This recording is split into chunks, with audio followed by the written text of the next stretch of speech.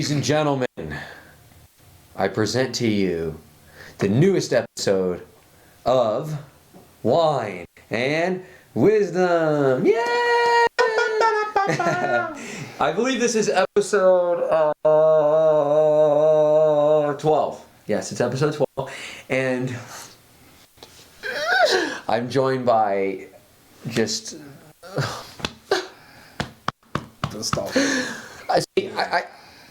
my words are stalled because that's how much love I have for this man.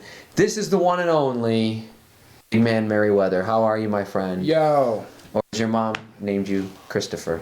Hey. But I like big man Meriweather. Such a good gimmick. It I love is. it. If people always think of Christopher, I'm like, it's too many Chris's in the world. I'm gonna just go big man. Just go big man, and you can't forget this big man.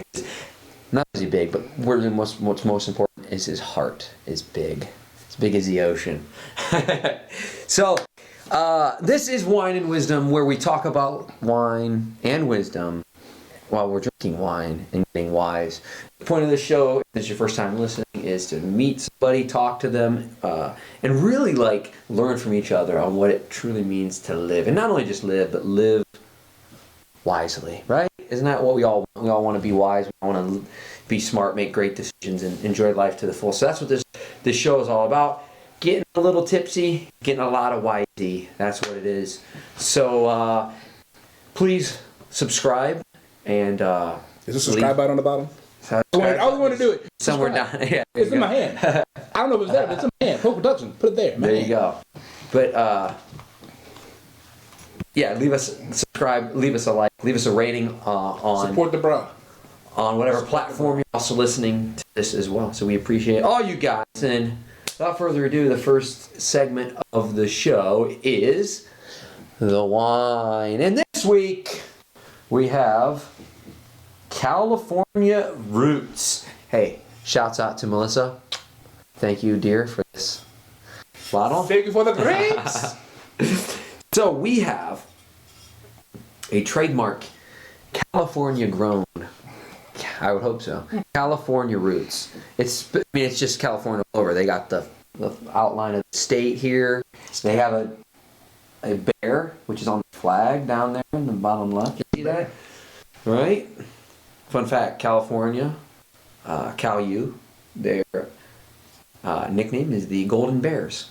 There you go. Back of the day. Fact. So this is a Cabernet Sauvignon. I've been practicing that the whole time. Okay, here's the story. Sauvignon, I couldn't say it. I was like, what the fuck? That sausage? What is that?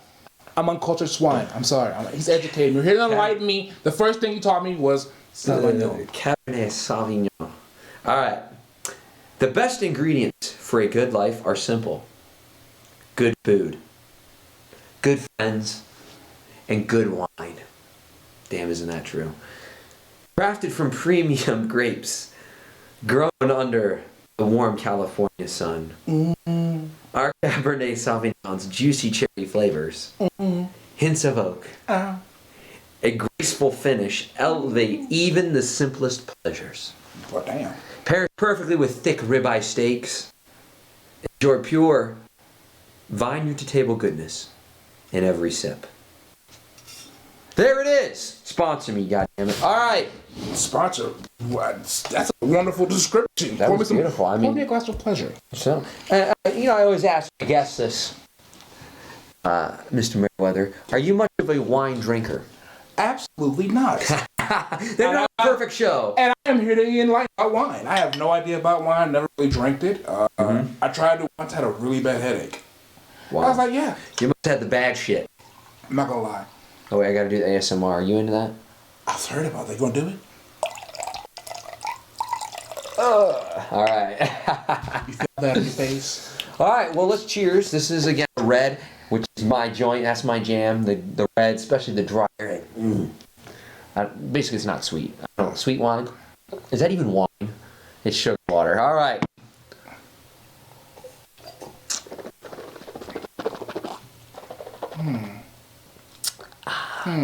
Thoughts? It's dry. You said yeah, it's dry. Like it was like drinking air. Wow. So, there it is. Thumbnail.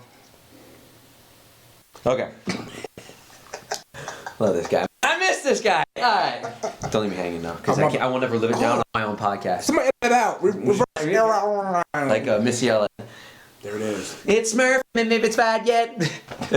All right. Let's get into it. There's somebody who's like, who's Missy Elliott? Oh, yeah. Like, we're getting to that point, bro. You're right. Like, people are going like, who's Missy Elliott? Think about it. Back in the day, people were like, people will never stop. Like, people will never stop talking about Perry Como. Like, you know, stuff like that, right? And now it's like, who the hell is that? Yeah, like, right? Google search. Perry. Look up Perry Como. I don't know why. I think my grandpa is why I know Perry Como. I have to go Google search. I'm not going to lie to you. I'll have to throw an image up here. Oh, man. But anyways, let's get into the show. Perry Como. So first question that I give every single one of my guests. Who's Chris Meriweather? Ooh, that's a loaded question. And with these questions, take them however you want. All I want you to do is just give me the truth. Express the truth and they could be as short or as long as you want, brother.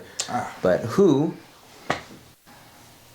another good thumbnail, is BMM?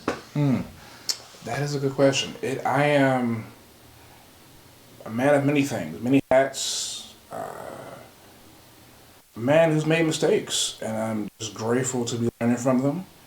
And, you know, and just learning to just be, you know, just learning this thing called life, man. That's who I am now. That's who I am now. Yeah. You know, I've grown to this person who is just like, just wants to embrace the mysteries and not so much the challenges I'm trying to embrace, but the guy who is just go with it. Just ride it out. Yeah. That's who I am. That's it. What a great, beautiful, succinct description. But you know, you mentioned something really interesting. You said open to the mystery, man. Oh, man. And that's something that's very fascinating to me, because you know it's weird. You know, growing up, we have all these cultural, societal structures and models that get placed on us, right? And you think like, this is how it is. This is how it's gotta be. You understand, right? Right. Like, you know, whether that's religion, whether that's how you view life, whether that's role models, whether that's, you know, your ethical, moral, legal, whatever, right. All that stuff. It's hard for us to escape all that influence, right? They say this is how life is. This is what it's got to be. In a, you know, in your Protestant white, you know, Western civilizations. Yeah. But here's the thing. There's so much shit we don't fucking know. No. If you think about it, the theory for even how to live life is a man-made concept. So the thing is, our brains are like fucking, they're like specks. Oh, dude. Right? There is so much. We only know enough to know that our brains are finite. You know what I mean? And that's the crazy part. We're just a percentage of our own brain. So the thing is this: how can a subsystem know like a metasystem? You understand what I'm saying? How can us, as a very small, tiny, frangible, finite brain, how can we come to know what it's all about? We can't. We can speculate. We can have theories. We can have models. We can have religions that can answer the big questions in life. But ultimately, we won't know it. And until we die, if there's a consciousness or whatever you want to call it on the other side, we don't know. Right? So when you said being open to that, that's what it's all about, right? Is being open to the fact that who knows what this is like? Who has any fucking clue? Your Jews may think this, your Christians, your Catholics may think this, and this is how it is. But how the fuck do they know? Do you know what I mean? That's just a theory that they came up with. Exactly. But for anybody to be like, this is just, it's how it is. How the fuck do you know? Go ahead, man. I would say. And that's the thing, like you said, man, all of this comes back down to now, well, I've come to understand, especially the mystery, that hope is a big factor in all of this. Mm-hmm. You know, hope is a driving factor that, you know, with hope you can do so much. Yeah. You can control so much. And, you know, like you said, society controls hope. You know, what do? You're like, you hope you can make it today. You can hope you can go to work. You hope so much. Yeah. But there's so much that constrains your hopes. So that's the basis of it. To me, where I'm starting, that's one of the basic things that controlling. Well, go ahead.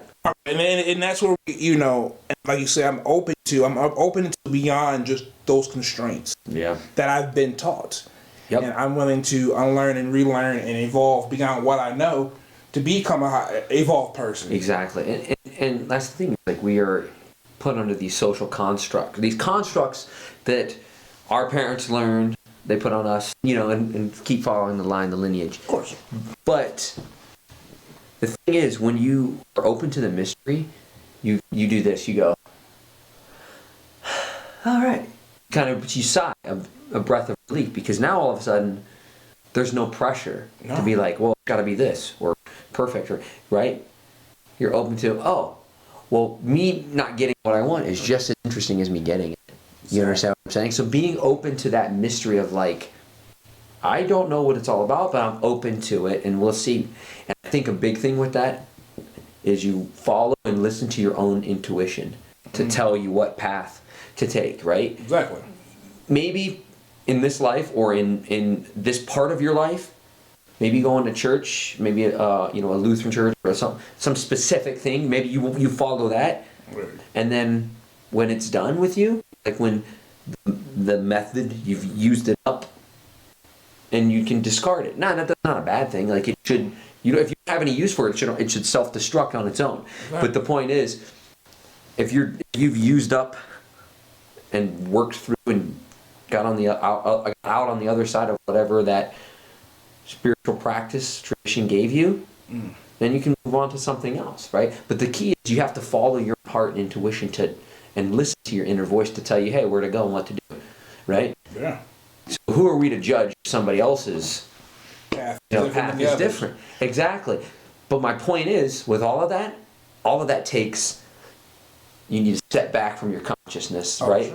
To have like a little bit of a higher level of awareness to understand, hey, it's a mystery. We can be open to it. Exactly. And it's really just this woven tapestry that's constantly being woven. You have to be able to look at the whole entire picture and go, what is this being designed?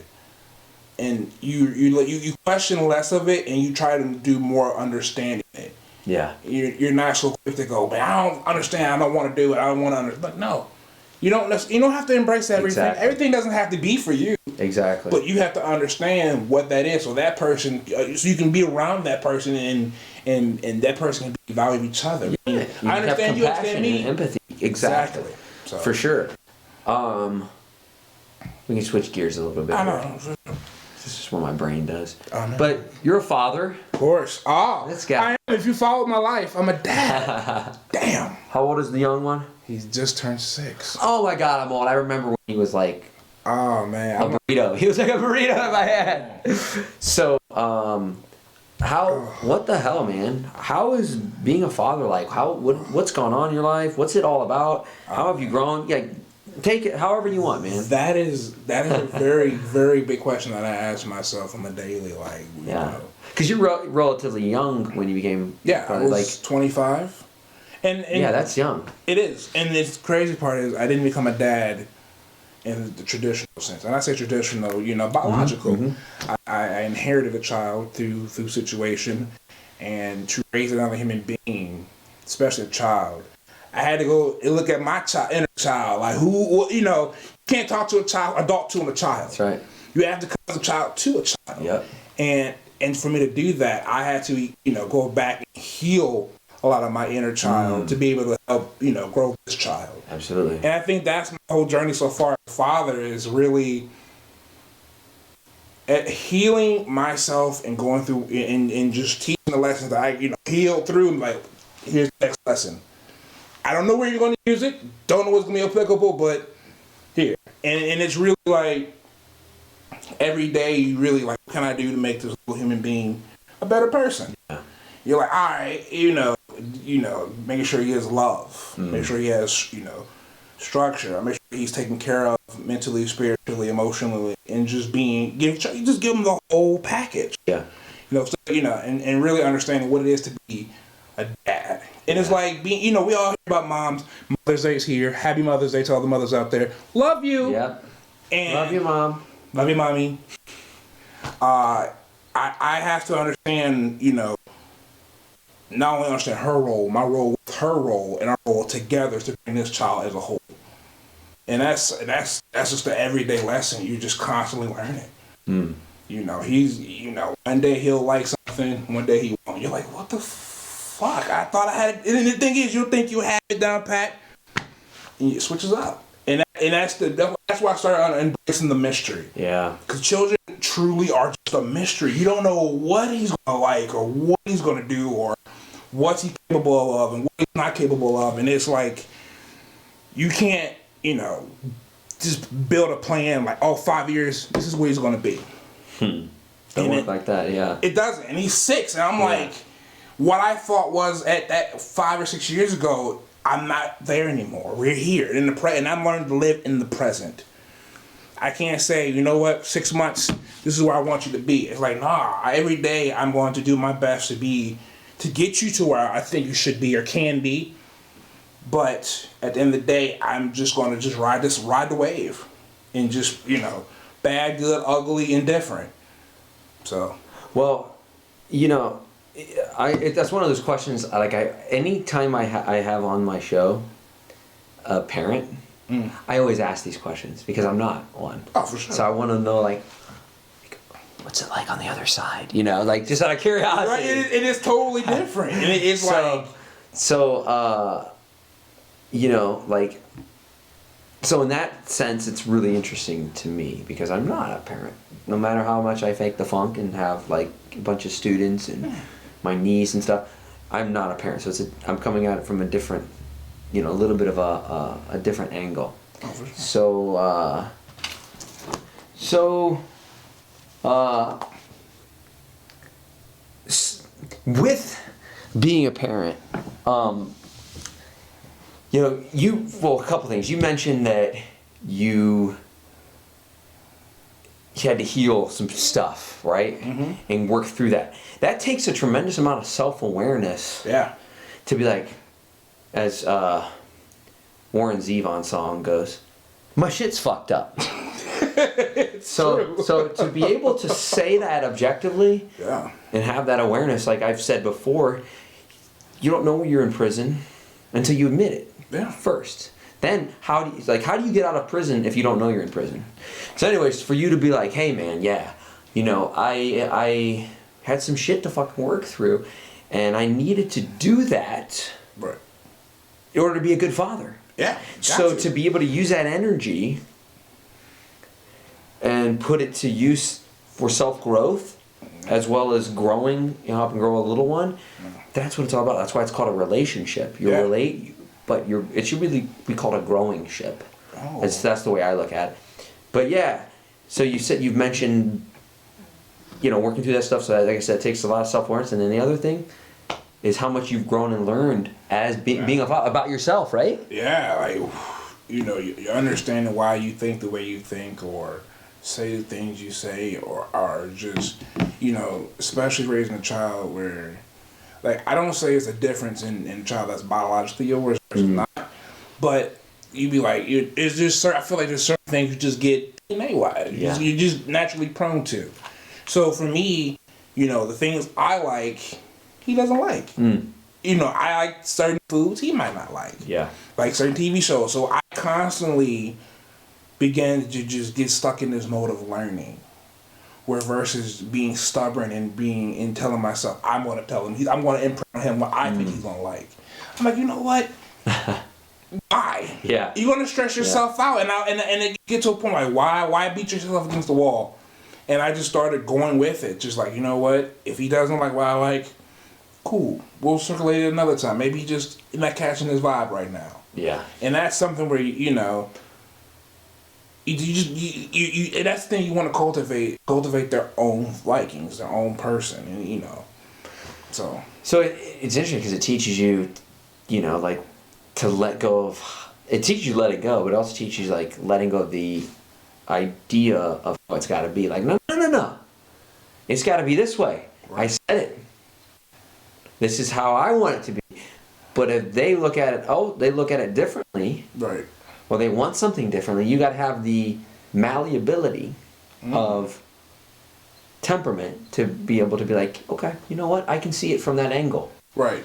So that takes removing some pride and some ego. Straight up. But That is yeah, major ego check. and it teaches you to not be so caught, to cling on to how it's got to be. Oh, for sure. Right? So that gives you breathability and flexibility, and that translates into life. Oh, man. And you know, not to be funny, you know, if you're struggling with something, ask somebody who's good in something you're not. Absolutely. And, you know, shout out to my other half, TT, man, you know, as, love you, love you. Oh, special side note, we're engaged. If you don't know, this is our announcement, we're engaged. Oh. Is this how I'm finding out? Wow. When did this go down? It went down last summer. Unfortunately, I'm not a social media guy, and I'm very quiet. And the thing is, I'll tell you why I got social media. So it's the whole story why. Reason. Will it make us wiser?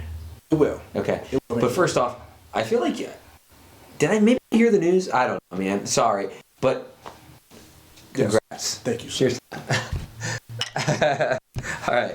But no, I'll explain all of that why I'm quiet about things. But no, learning to be dealing with emotions as a man. That is I had to realize, like, I had to deal with my own emotions and understand, you know, letting go and learning to just deal with the highs and lows of emotions. And, you know, especially for a child, I mean, you can be cool one day, next day having a temper tantrum the next. And you're like, what the are we all cussing here? Fuck yeah. I was like, what the fuck? What am I doing wrong? And the thing is, I would be like, well, he's upset. Well, he'll just be upset. And it's like, you can't think like that. Right. You're like, you know, what is wrong? Why are you like that?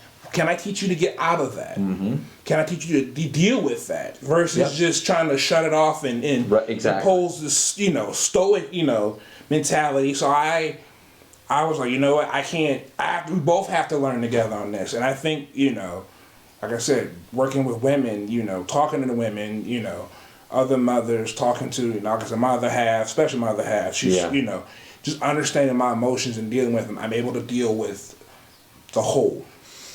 And like I said, as a child, you're raising him from a male perspective, a male energy. So it's like I have to teach him how to deal with male energy, but how do I teach him how to deal with male energy? I can't deal with my own. That's right. So ooh, love it. You know that you said a lot of that was dripping with wisdom. I'm sorry. Good. That drip on him. So no, it's really mature to be able to be like, hey, I had to deal with my emotions, right? Because here's the thing, you know, societally, what are men taught about emotions? Oh man, we gotta shut that shit off. Yeah, we're really not taught much emotional intelligence. We're taught, here's how you use a hammer, right? Here's whatever. And those are great. You're upset. Suck it up. And those are great practical. Those are great practical skills, obviously, clearly. But there needs to be more education around emotions and emotional intelligence, especially for everybody, but especially for males, because, like you said, shut that shit down. It's this simple. If you repress anything in life, it's going to hurt you. Yeah. Okay? So here's the deal. We're not taught, here's how we handle these emotions. No. Like, we're taught what we are, but we're taught, suppress that shit. Suppress right? it. And suppress it. You're a man. This is how it is. We don't show emotion because we have to be strong. We have to be the... we have to be the leader. We have to be in charge because this is who we are. This is our manifestation. We're men. We can't show emotions because emotions equal weakness. Emotions equal strength. Yes. If you are able to feel the whole wheel of emotion, right? Mm-hmm. If you can feel those things and not get stuck in them, not get hurt by them, you shouldn't say hurt, but not cling to them or push them away, that's a sign of great strength and maturity. And if you can do the same in others, if you can look at somebody else's emotion and identify them, I mean, that's really what the definition of emotional intelligence is, to be able to like select and identify your emotions and the emotions of others, right?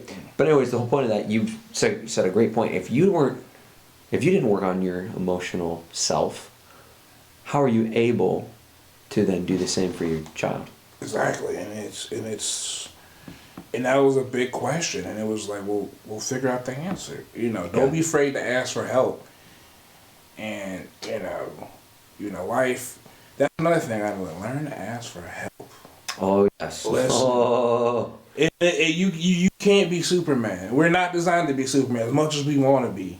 You can't. And I think that came with a lot of me understanding the ego and what my ego was driving me to do versus me understanding what I want to do, what I need to do. So it was like, man, I'm going to go do this and do that. And it was like, well, do you understand why you're doing that? What you're doing? Are you doing it because you need to? Yeah. Or do you want to? Or are you doing it because it's needed? Just understanding your role. And that's the biggest thing, understanding your role in this, in general, besides just being a man, just in this cosmic web. Oh, yeah. What is my purpose here?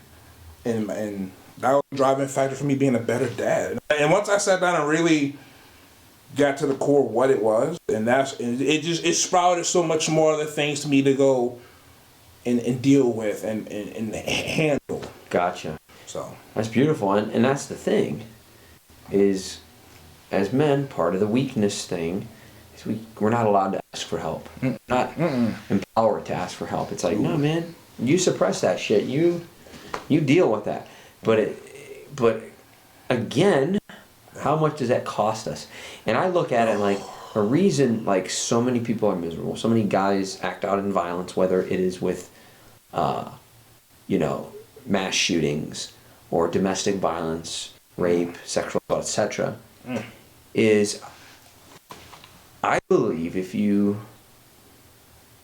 we empowered men or educated men to come to feel, understand those emotions, right, we gave them more education and acceptance and permission to be like, hey, it's okay to cry, dude. Right. Listen, it's all right. Right. You should. And let it out. Get that shit out of your spirit. Then when it's done, it's done. If we gave more education to men on that, I believe there'd be a direct correlation with a decreased amount of incidences of those violent things. Because a lot of that stuff, if you suppress anything, it's going to manifest. Oh man. Right? So it's going to get out. It's going to be let out somehow. Ooh. So now, don't you want to deal with it in a mindful way instead of letting it control you? Oh, right? for sure. Driven by those painful emotions. So man, I love it, dude. I'm happy that there's been a tremendous amount of life and spiritual growth through looking at your own demons in the mirror, because that's where the true growth occurs. When you pull back the mask and you look, you're like, what the fuck? And you do that, you look right at yourself. How powerful. And the thing is, you get scared of what the fuck? That's your way of. And the thing is, you can't allow yourself to be, discouraged of what you know. Don't be discouraged. That's because of what you knew. Yeah. It's not your fault that you were taught or that's how you learned. Learn a new way. Exactly. Just don't keep doing the same shit and expecting a different result. Learn some new shit. So you get the expected result you do want that is going to benefit you. Well, you also are somebody that seeks improvement. There's some people that just love the status quo. The ignorance is bliss model. I never got that, but I can get why somebody can get behind it. Oh, dude, ignorance is bliss. Let me tell you this. Ignorance is bliss. Let me tell you this. I have a neighbor. I won't name his name. I won't dox him. But a few houses down, older gentleman, every day just sits out on his porch with a 30 rack, like a bush. It might be, or no, it might be Keystone, natural, I don't know. Some shitty beer. Light. And he just sits there all day. Chugging. Nice and slow. Probably drinks the whole pack in one day. And just watches the neighborhood, watches things go by, right? He's like the ultimate beer zen master, But anyways, I look at him and I've had conversations with him and that's clearly the ignorance is bliss. He doesn't really have many cares in the world. I don't know too much of his history and story, but I don't think I need to. I just see that he's just doing his thing. What he doesn't know. And he's blissful. does not matter to him. Yeah. And sometimes it's okay. Well, think about it. Like, you ask people, well, do you want to know the day of your death? The time of your death, right? Would you want to know? I would. Okay. Most people don't because ignorance is fucking bliss. I could go either way on it. But I probably like, but I like more of the mystery, so I think I would, I'm open to it. Because it could be like, is today the day? Is today the day? So much more excitement. I'd rather be like, Chris, you got like 7 more years on this good thing. You'd be like, well, I got 7 more. Let's make them. I'm about to go make it meaningful. Yeah. Or you'd be like, sorry, but should you have to have that to make it meaningful? No. And that's the perspective you have to gain if you're willing to know that. That's right. You got to make every day like, yo, I got to embrace it and do something because one day you're going to be like, yo, I'm 65 years old. And you, my man on the porch, potentially, not necessarily he ain't reflecting, but you're going to reflect one day. And you're going to be like, did I do what I wanted to do in an age where like I could have done it? Yeah. Or an opportunity you could have did, you're not able to do now. Right. So it's you really shift and change and your perspective and like, you know what? Why am I living miserably? Why not try to live the most fulfilling that I can? Or live the best with what I have. Or try to figure out to get to the next level. I mean, there's so many ways you can go about it, but nonetheless, you really have to do some dig deep in it. Really. That's beautiful. Yeah. What you want? Listen, it's we can just change subjects because I can talk about that shit forever. Oh, listen, switch it up. But it's I think in summary of that section that again for you to have the self-awareness to be like, let me get my shit in order. Yeah, man. My shit's fucked up. I don't want it to be fucked up anymore. To have the self-awareness and the humility to be like, yeah, let me do something about this. Yeah. Before it does something. Like, that's maturity. Because, again, how many people don't look in the mirror? And eventually, the mirror flips. Yeah. So, it's what's important. What does it?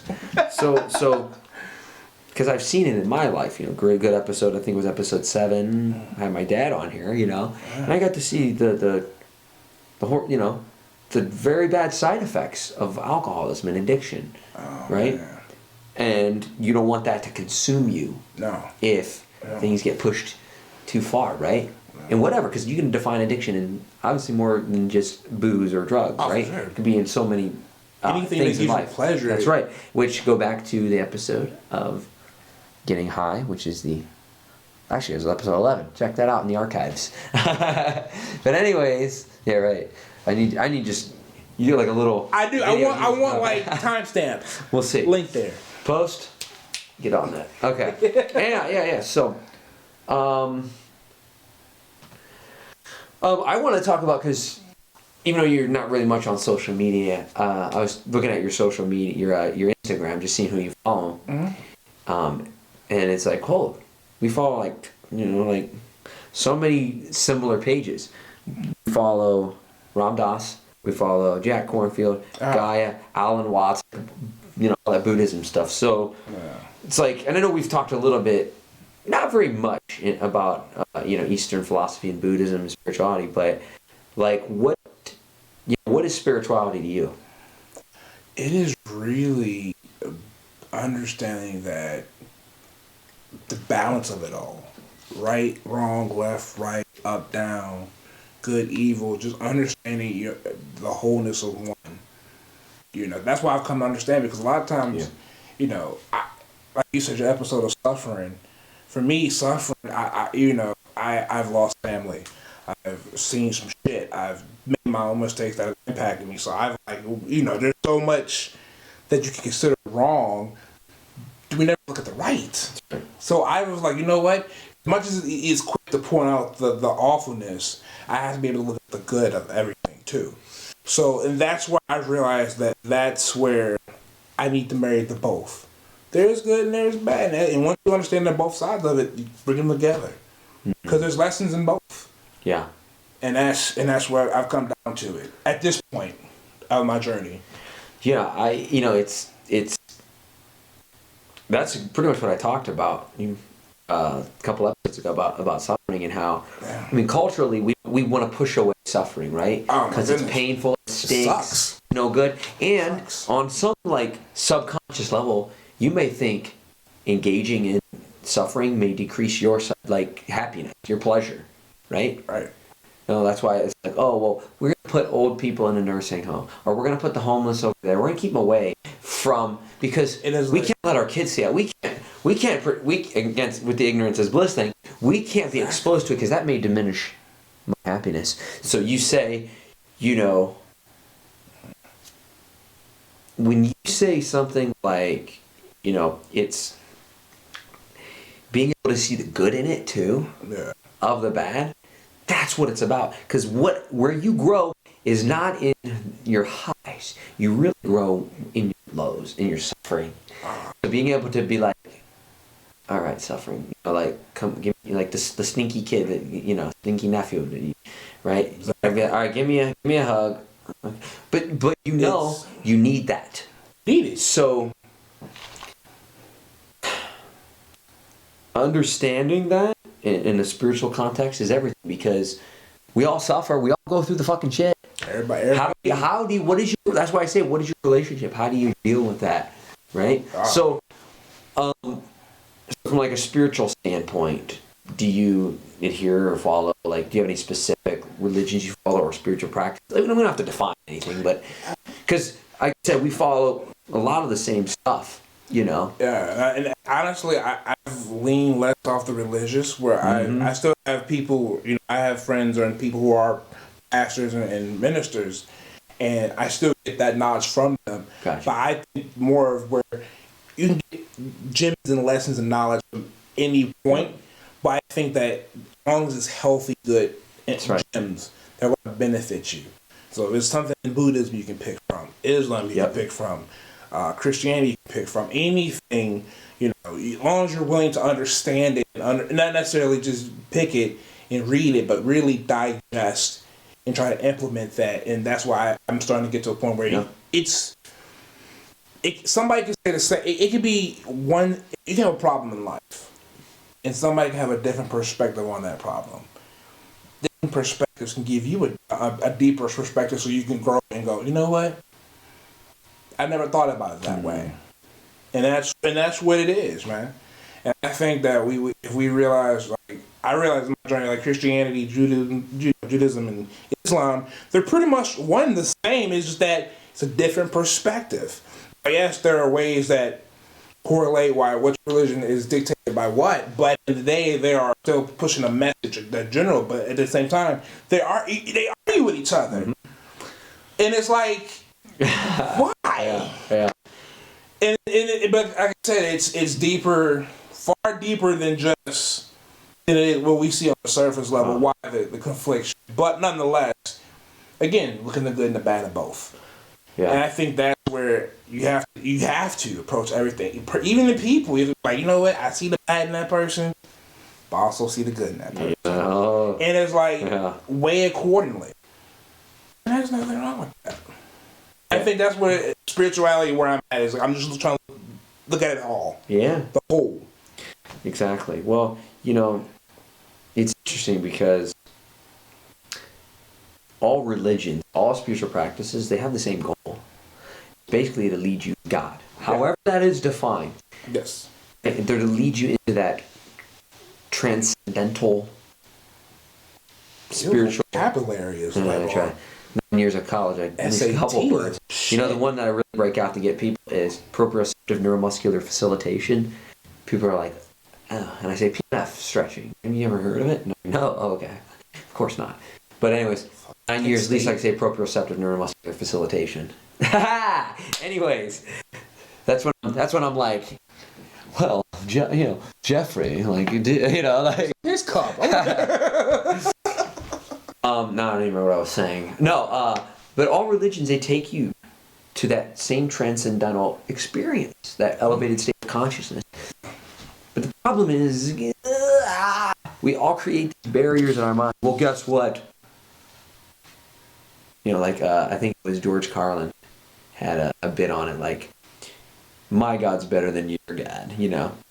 It's like, his bit was, I think it was something, I'm probably butchering it, sorry, but he'll go up, religion A will come up to religion B and say, do you believe in God? And they say, no, right? It goes up, religion A goes up to religion C and goes, do you believe in God?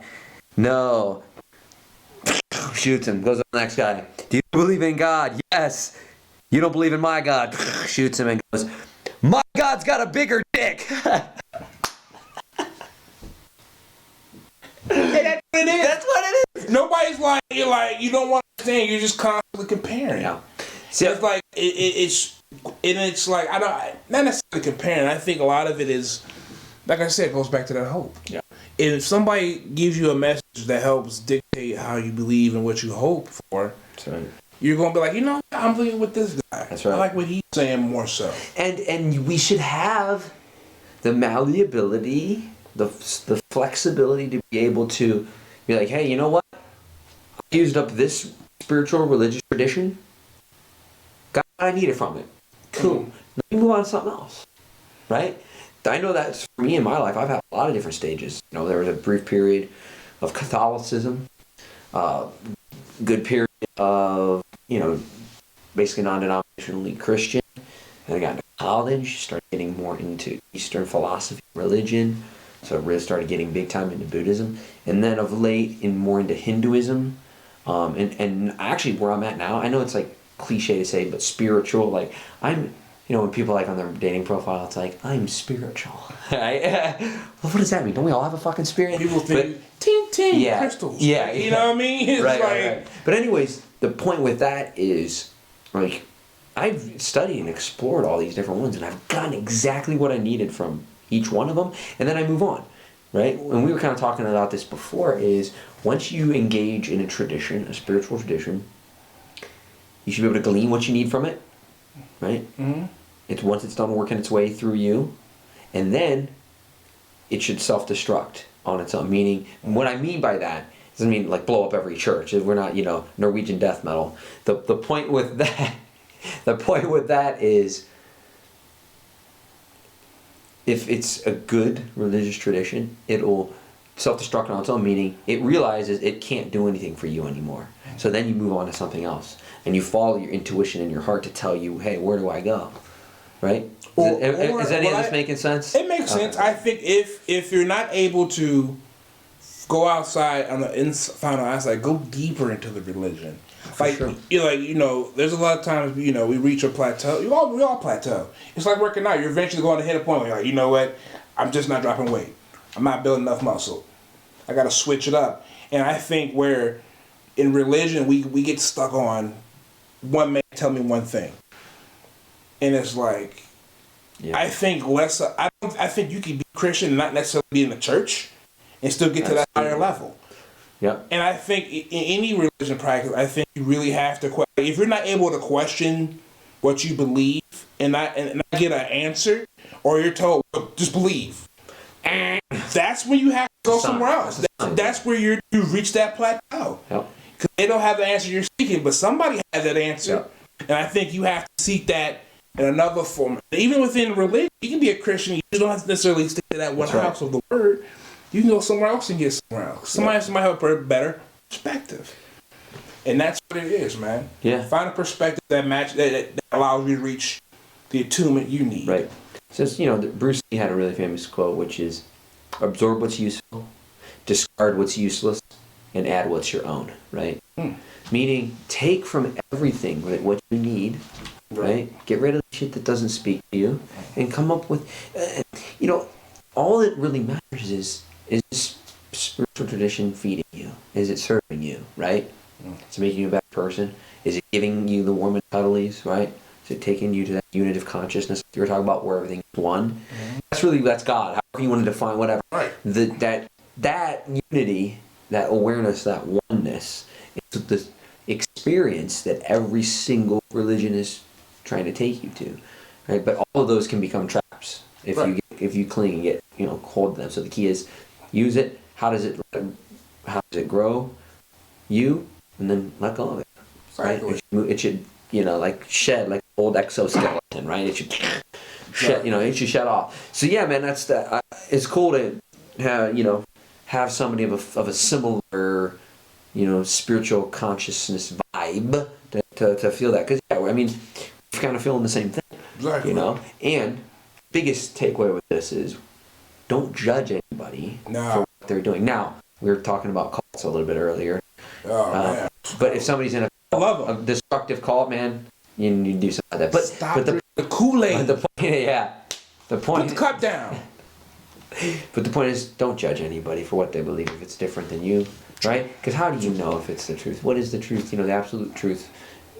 So help me God, or whatever. Right? You know what I mean? We don't know. And the thing is, and that's the biggest part, that even at this point, the lack of understanding. Yeah. It's you see Black Lives Matter, you see what's going on, you see everybody like, oh man, I don't get it, and it's like, you don't have to get it. That's right. But you have to understand their struggle. Understand that perspective. Yep. Like for me, I didn't understand the level of Asian hate. I'm not saying it's a new topic, I should say. Right. But it's like, damn, we really. Oh. We got to chill. There's so much hate. Yeah. And it's like, why are we not able to understand each other? Well, that's the thing, right?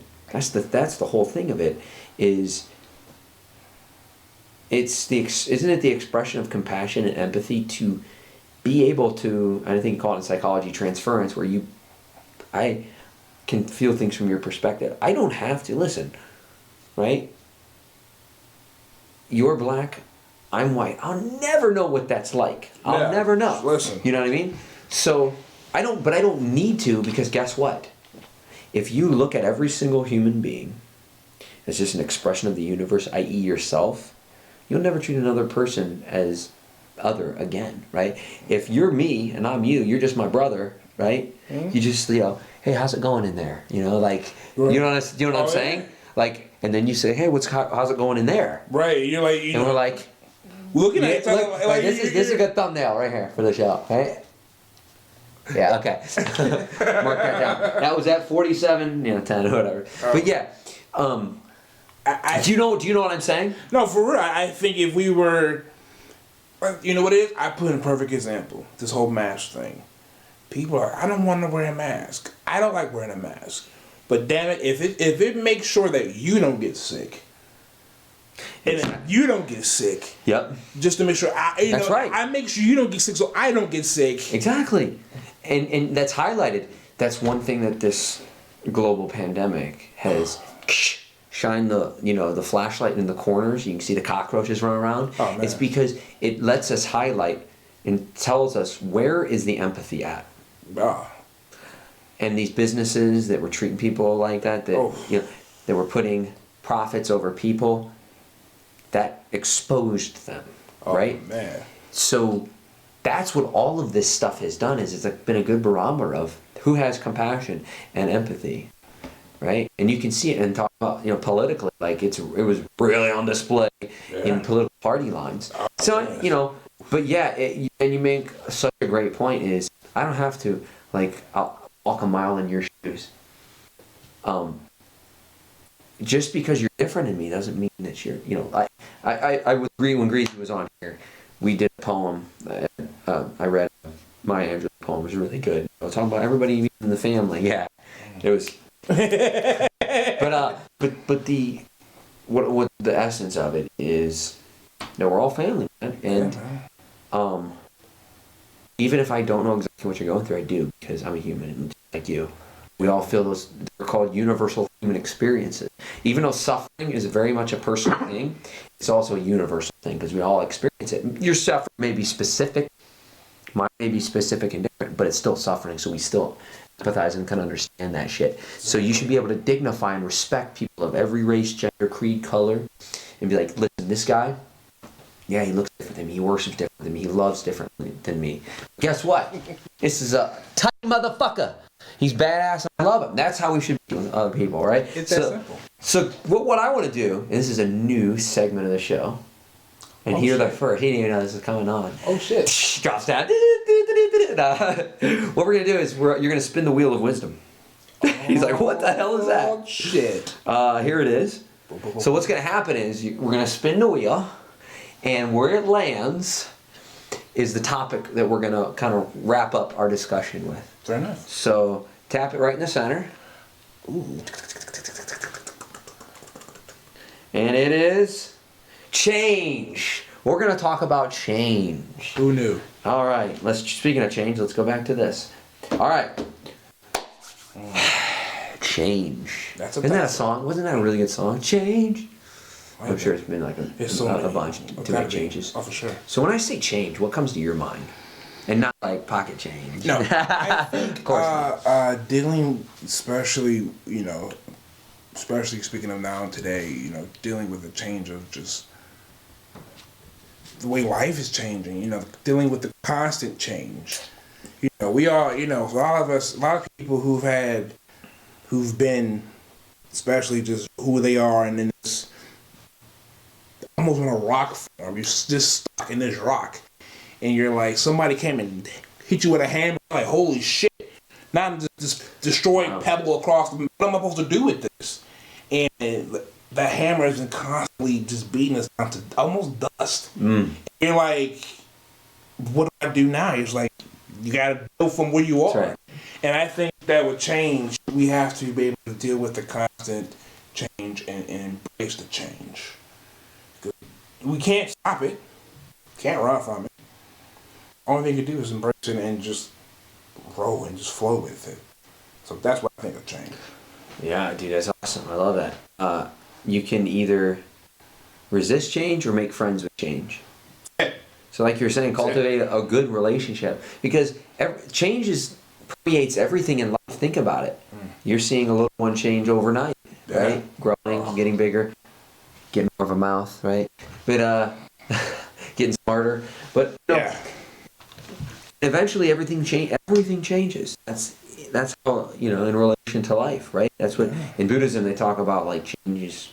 That's what causes suffering, is we cling to like the happiness model of like, well, here's how it was. Here, when I was happy, this was going on, or when I was thinner, or when I had hair, or wrinkles, this wasn't sagging, right? We cling to that model. That could be a real physical model of like the good old days, right? You know what it is? But I think of like a guy in high school who just couldn't go to fact. Oh yeah, football. And listen, I've played that role in many a short film. The Trevor or what Troy Eric. Oh no, what the hell was it? I had a character's name was Alex. Shout out to Abandoned. But anyway, that's an archetype of the guy who's like 22, still wearing his fucking Letterman jacket, like still thinks he's in the frat, right? He can't let go of that shit because that's what his model is of who. That's his vision of who he is. That's his identity. But you gotta, like Bruce Lee said, to change with change is to change the state. So if you change with it, you make friends with it, you embrace it, then it's like, oh, not so bad, right? But the more we deny our experience, like I said, if you push away anything, resist anything, it's going to hurt you. Same thing with change. So like you said, having a good relationship, that rock's going to keep, that hammer's just going to keep beating you down over and over, and you could either be like, oh, or you could do something about it. Do something. Or the thing is, you don't have to crumble. Yeah, you're going to crumble a few times, but you can change. You change. You're going to eventually become more. It's like you have to. Eventually, yes, we're going to. It's hard to explain. I guess what I've been through. Yeah. I've hit the bottom, and I was like, "What the fuck do I do now?" It's like, well, you gotta change it up. But you don't know, it ain't gonna be the same no more. So now you gotta go. No, yeah. I've always talked about is change is like one of the fundamental things in life that people need to change, that people need to work on. Yeah, for sure. Because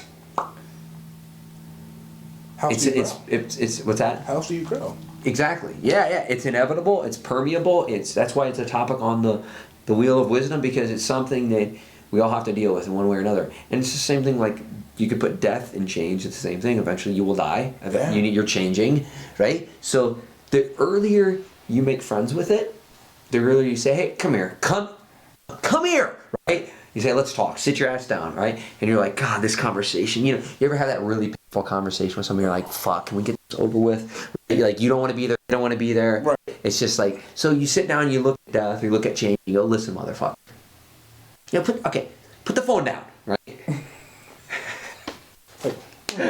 Listen, yeah. Let's get down to business, right? Right. To defeat the Huns. So you know what I mean? Like, that is, like that's make friends with it, understand it, feel it, and then like do your business, right? That's all you can do. Because change don't come. Whether you want it or don't want it. Changes are coming. And it's like, and that's the thing, man. Yeah. Either you be like, oh my God, it's changed, or it's like, oh shit, here it change. is. How are you? And that's the thing is, you can either ignore it, be like, oh, it's not happening. Well, yeah, it is, whether you like it or not. You can embrace it. Yeah, and again, go, come here, motherfucker. Come here. Let's talk. Yeah, So, we're going to finish up here. Okay. So, this is flown by this hour, man. It's been, God! I've grown so much and learned so much. I feel like we could do this for a long-ass time. Oh, for sure. So we're gonna have to bring you on for like episode 2,000, 3,000, you know, to bring him on for some more. Just I'm always down. Yeah, because it's been way too long, and we're not gonna let that happen again. Because you're my brother. For sure, man. Not to be funny, man. We with life, we're getting to a point where we're getting out of our change, and that's right. And we're getting to a point where where we are in life, and we're happy with where we are in life. Because we've known each other for 2014, 2013? Yeah, 7-8 years. Yeah. Around just before Greece. Right, yeah, Greece, yeah. All at the same time. So yeah, 7-8 years. It's hard to believe, but it's... And then there's another snap of fingers will be another 17 years, You'll be looking at... Hopefully. And that's the goal, hopefully, when, that's the thing. If you can count, man, on one hand how many really good friends you have, dude, you're doing well.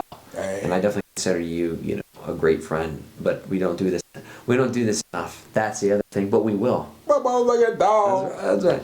So, last question that I give is, wisest advice that you have. If you're gonna, if you were gonna go back and talk to like that self that you had before you went through all, your work and shit, and you said, hey, come here. Or if like you had to freeze the best piece of information you could give, to your son, and he watches it, in the future, what would that be?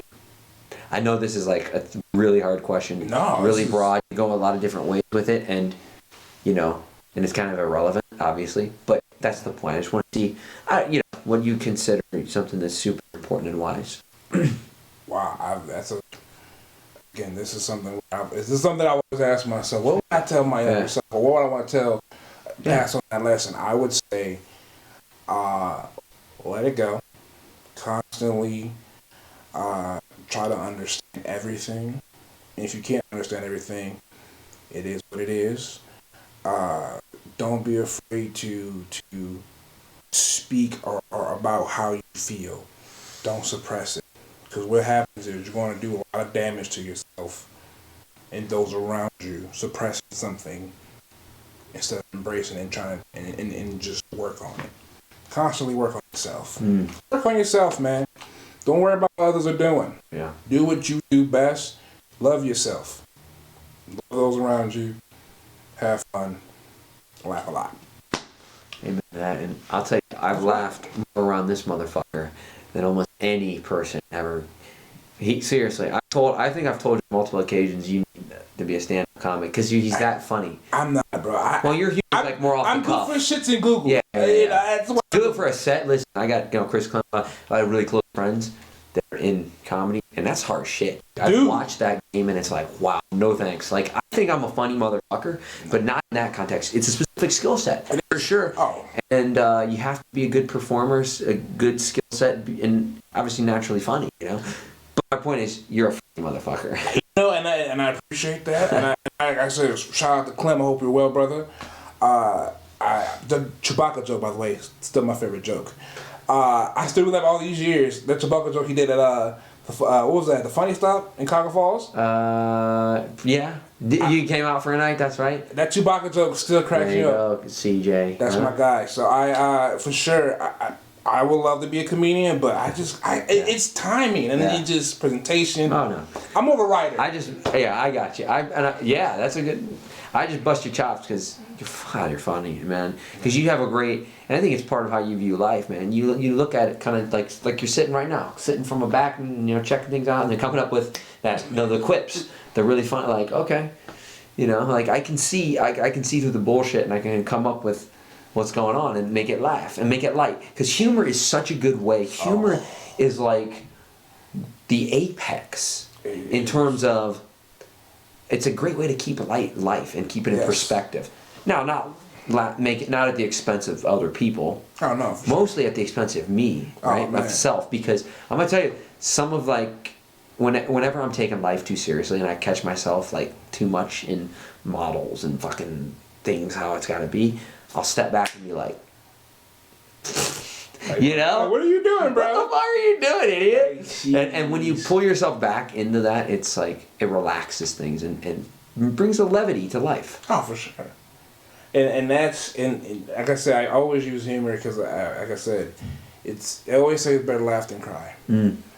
And if I can laugh it off, and it's like almost like crying. It's like that release of like, yeah. It's just less teary and less draining. Absolutely. And you walk away like, and the thing is, you can laugh it off. You can laugh so much the bullshit that will bring you down won't hold you down. Hell yeah, man. Wisdom. Dropped. That's my boy right there. You're a wise and funny motherfucker, and I appreciate you. Sir. On my podcast. It's been too long, man. I love this dude. I love you so much, brother. My God. Yeah. So, you're coming back again. It's done. It's stamped. It's inked. Right? You're coming back soon. We've got lots more to talk about, man. Oh, listen. Like it's like in a scratch off, and you scratch the first one, you're like, I'll come back to that. Oh, listen. There's so much I want to say, and we'll get there. We'll get there. What's the rush? We got all the time. All right. Thanks for watching and listening. The Matt Kane. You can follow his social media right there at the bottom. Hand a little lower. There you, right there you go. Right there. That's it. All right. Yeah. Fun shit. And that's about all I gotta say. Hey. That's it. That's it. Thanks for watching. Thanks for listening, guys. For Big Man Meriweather. My man Matt Kane. Peace. And love. Money wisdom.